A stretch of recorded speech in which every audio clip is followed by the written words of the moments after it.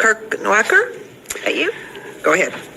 Madam Chair and members, my name is Kirk Noaker. I've spent over 20 years in law enforcement, served as a county magistrate judge, currently serve on the Commission of Jail Standards Subcommittee, and I'm a collaborative council member with the Judicial Commission on Mental Health.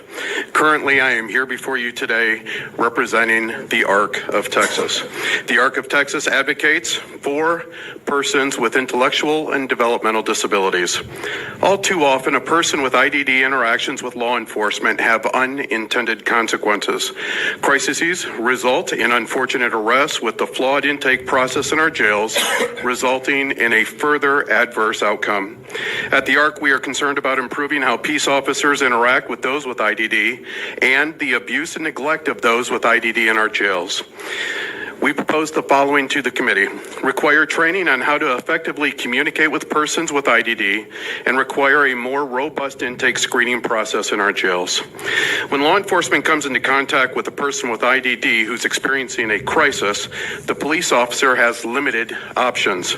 The officer is not adequately trained or equipped to effectively communicate with those with IDD in crisis, often resulting in an arrest and a transport to the local jail. Law enforcement may have the best intentions, yet lack the skills to effectively communicate with individuals with IDD. The committee may want to consider requiring TCOL with additional funding to develop an IDD-specific training course for law enforcement.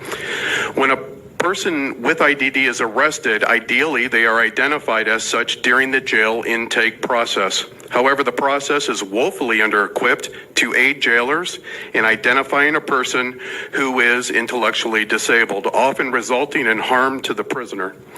Funding to the Commission on Jail Standards should include a requirement to promulgate through rulemaking to better screen for IDD arrestees during the intake process.